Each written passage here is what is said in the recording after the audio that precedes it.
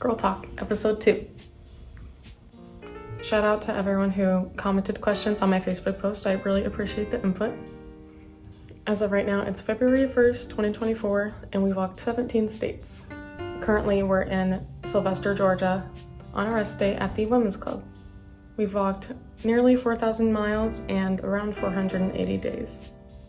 The walk's been going really good. We've received more support than we ever expected, and it's just increasing as time goes on. I'm here with Jack. I don't think you can see him right now, but hopefully he makes an appearance.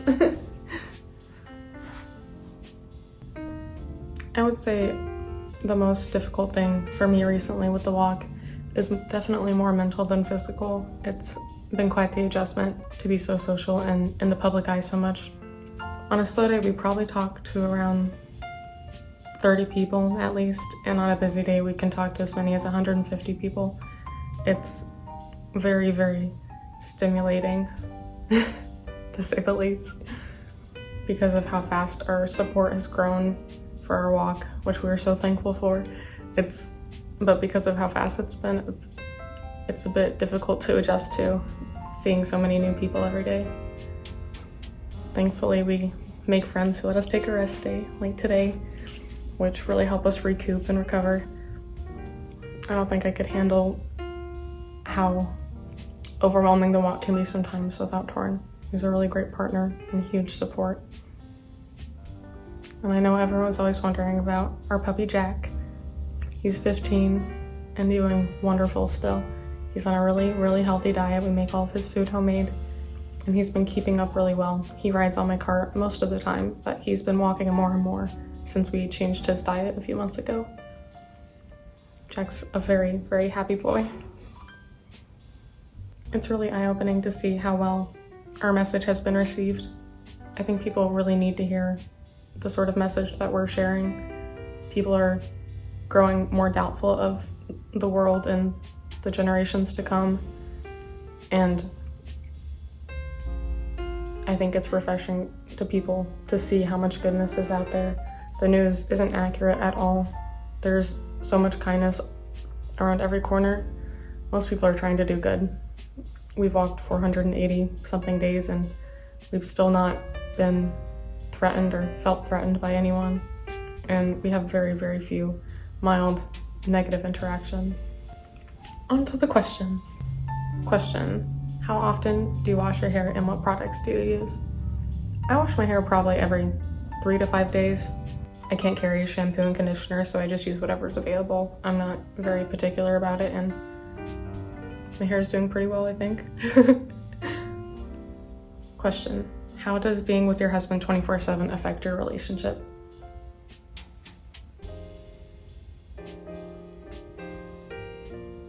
I think it really helps our relationship and also presents lots of challenges, of course. I think our relationship probably has more strain than the average relationship because we almost never get time separate from each other. We're either walking together, spending time with our host, setting up camp, doing social media work together, pretty much always by one another's side. And even when we're walking, we don't put any distance in between us just for safety. Sometimes when you're not getting along with your partner, you're fighting, you want to separate so you can cool off or have time to think things through and come back with a fresher perspective. And we don't really get that opportunity, so it's been a huge opportunity for growth for us. I think we're better for it, even though it's harder sometimes. We always have to learn how to talk things through and keep getting through the moment together. We're always in a straining situation for the most part, so to be in the middle of a walking day and have a disagreement and be able to talk it through has really helped us grow, I think. It's definitely more of a pro than a con to be able to spend so much time with my partner. I think most people spend, something like 30 to 40 hours of their work week away from their partner, and then they probably have some alone time or separation time with friends or whatever. But because of all the time we spend together, we have grown really close, and we're very growth-oriented people, so we've been able to use that time to grow together. Whenever me and Torrin have alone time, we often listen to philosophy audiobooks or read together or study different things or listen to challenging videos or watch challenging movies. We're very growth oriented. And when we're living in a house together, we are very complementary. We like to cook together and eat healthy and work out together. I'm really thankful for the time that me and Torin get to spend together. But if you don't learn how to communicate and get through the difficult times, being together 24/7 would really be a challenge and could definitely make or break the relationship. Hey, buddy.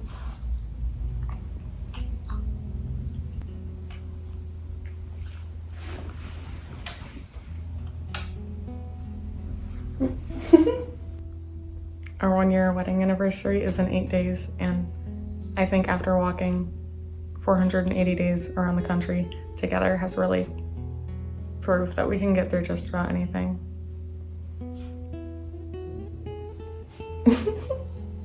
You're distracting. Question, do you use toilet paper on the go?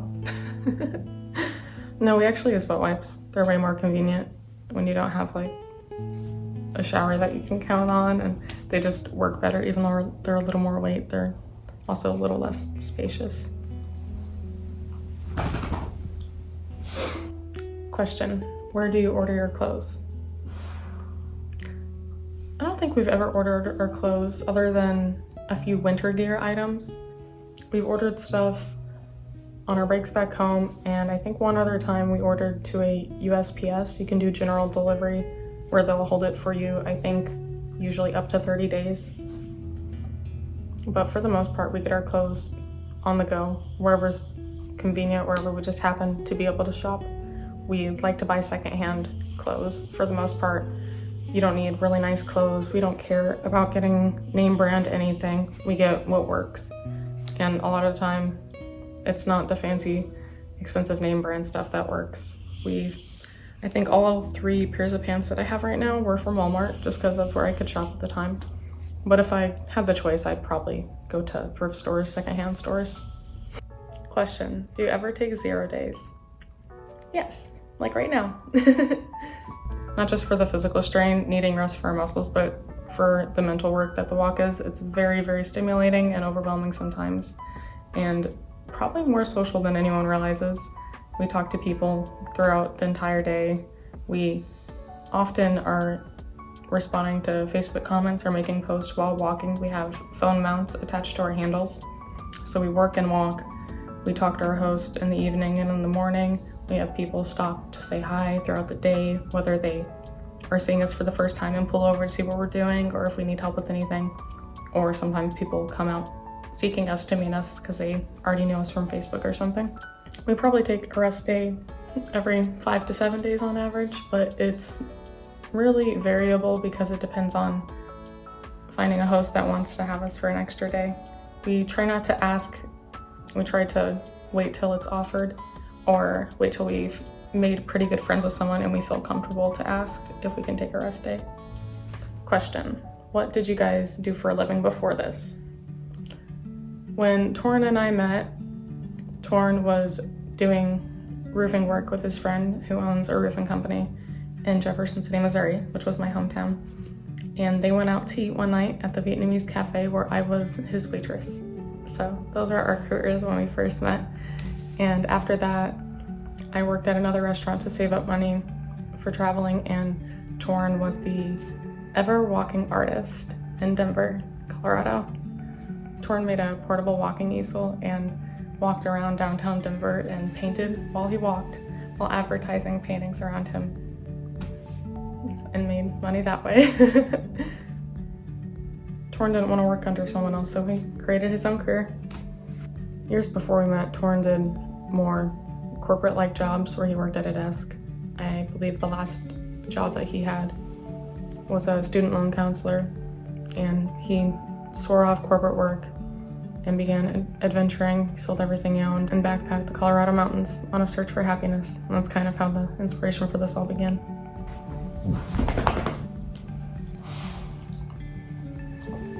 Question, do you write a journal of all the places you go and all the people that you meet?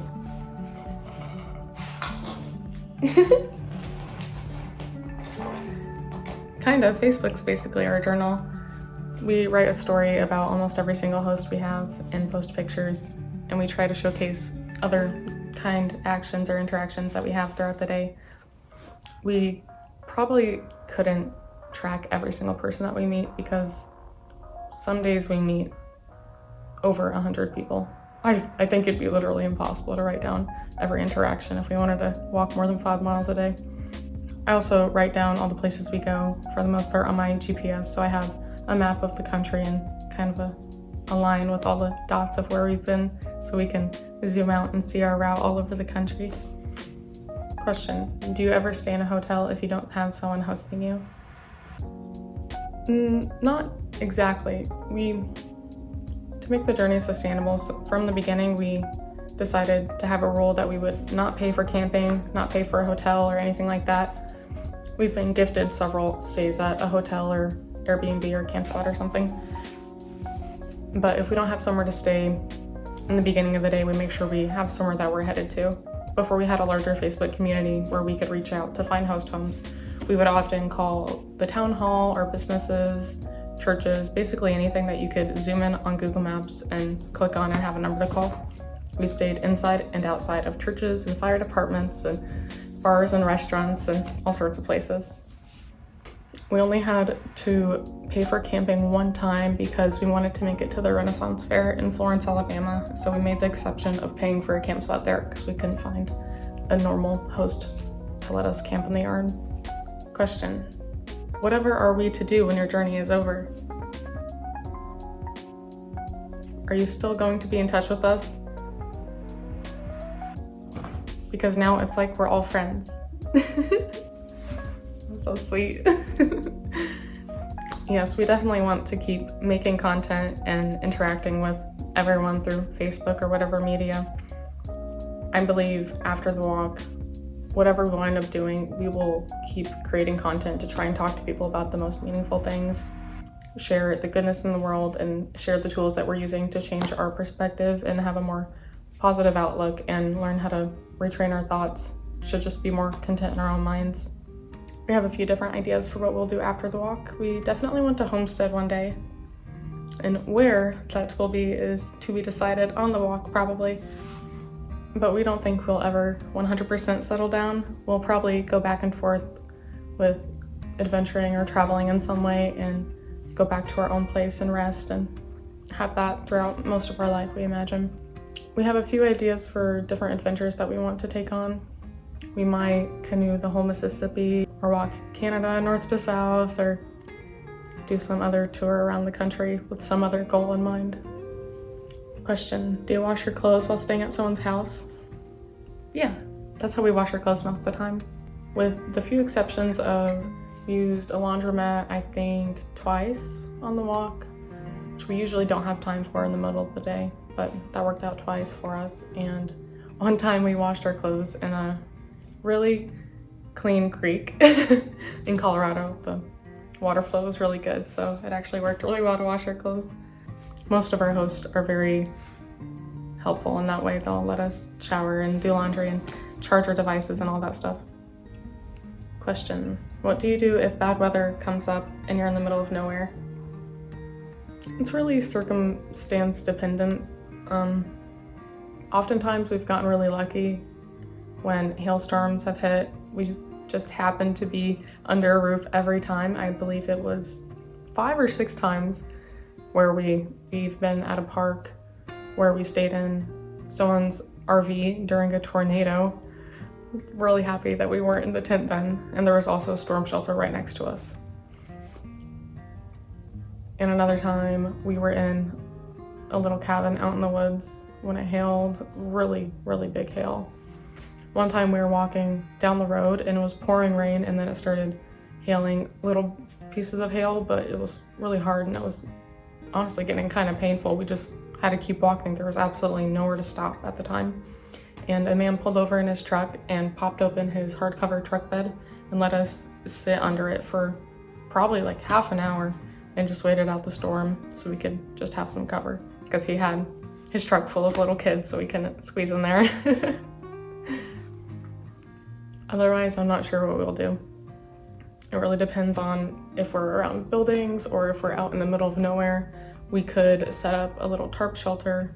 There was one time where a little blizzard hit really suddenly. We staked our tarp in the ground and tied one corner to a tree and tucked our dollies under it really quick and got us and Jack under it, and then the snowstorm was over. It lasted like 20 minutes, but it covered the ground really fast. It was in New Mexico.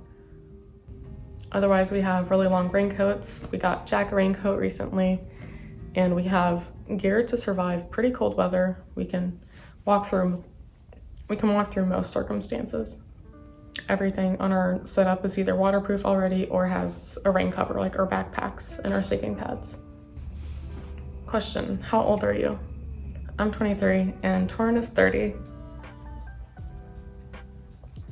Everyone thinks Torin's gonna be younger because his skin is just perfect. Speaking of good skin, me and Torin decided to start a Whole Foods challenge starting tomorrow when we leave Sylvester.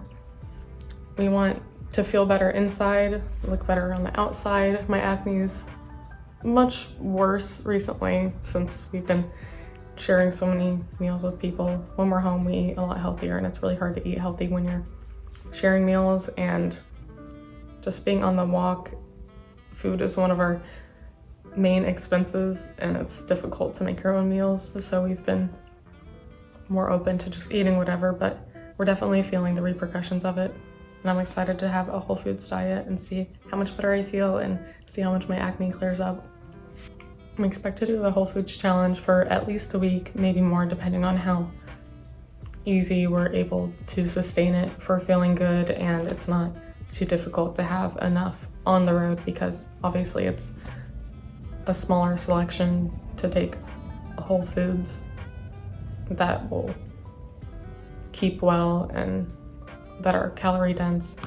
We are having the exception of beef jerky and protein powder, just to try and keep up with protein and calories. Question, do you take a break before starting your next loop? And if so, how long of a break? We will take a break in between every loop, but it's very dependent on the time that it takes to complete the loop, how we're doing as far as getting north and south for the seasons. So it'll be a different length break every time. When we first started walking, we only had the plan to walk from Missouri through Kansas into Denver. So our first loop was not planned out very well for the seasons, so we wound up going home for the entire winter. So we had several months off. We had one other break since then, which was unplanned. We just decided to go home and sell our van in the middle of Loop 2 back in Illinois. So that was a few weeks long because we sold the van and spent some time with family and prepared better for the winter. We had to order a bunch of gear and replace some gear. Question, do you have a house that you call home? I think of Torin's dad's house as home. We have a few family members that we can go home and stay with, but we don't have our own property. We're not renting a place, and we don't own a house or a piece of land back home. We in fact don't even own a vehicle back home. We went home and sold our van in the middle of the walk, like I was talking about earlier, which you can actually see on one of our videos, where we rip the van apart and take the solar off, which was kind of really sad. That was our only home, but we have family we can stay with, and we're looking for a future home to have someday, where we'll build our own cabin. We just want to buy a plain piece of land, hopefully lots of trees and hopefully a water source, and make that our home. Question, do you have brothers, sisters, or parents? I have my mom. My dad has passed, and I have a stepdad. I have 2 brothers and 1 sister. Torin has a mom and a dad, and he is a single child. Question, how often do you talk to friends or family back home? Me and Torin both talk to his mom and dad somewhat regularly, probably once a month, give or take. I don't have any friends back home that I keep up with regularly, and I have only a few family members that I reach out to. Most of my family doesn't reach out to me, and although there's a few that I feel like I could do a little more reaching out to and start the conversation, I'm careful to not overreach. I've made the mistake of being in kind of one-sided relationships where I'm doing all the reaching out. I've learned to not overdo it and give it a little space. I have an uncle that calls me regularly to see how I'm doing, and a few family members that will text me once in a while and say happy holidays, Merry Christmas, and see how things are going. But for the most part, I don't speak with a lot of family back home. Not regularly, at least. On the walk, we've met a lot of really great people, and I've made some really good friends that I think will be lifelong friends. And I realized that I don't have to put a ton of effort into a relationship and try and force it to work if effort isn't put in equally on both sides. We've made friends with people that are supportive and loving and a positive influence on our lives. And I don't want to overreach and try and force things to work with relationships, sometimes even with family, if it's not a healthy relationship or if the effort is one-sided. Good relationships have effort put on both sides.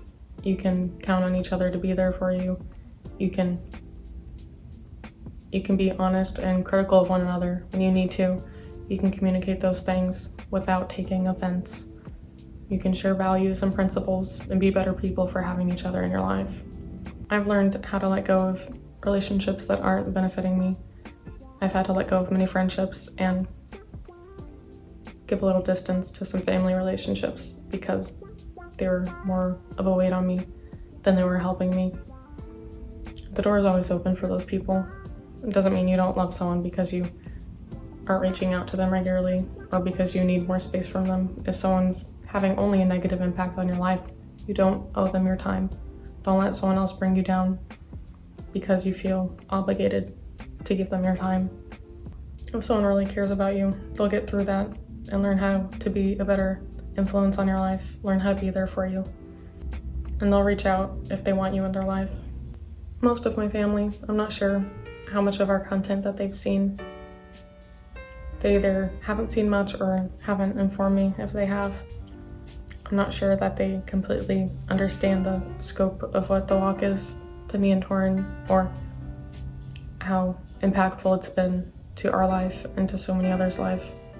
And I'm not sure that they know exactly how dangerous it is, mostly because of traffic, not because of people. People have been really good, but we're at risk for getting hit by a car just about every day, and we've had countless close calls.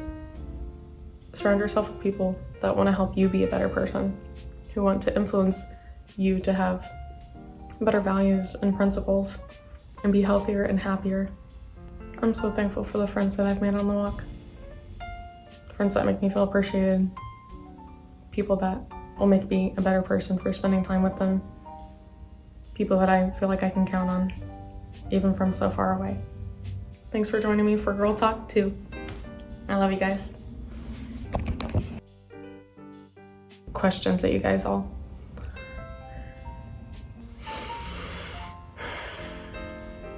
Rest Day and Sylvester at the Women's Club here in Seoul. Working.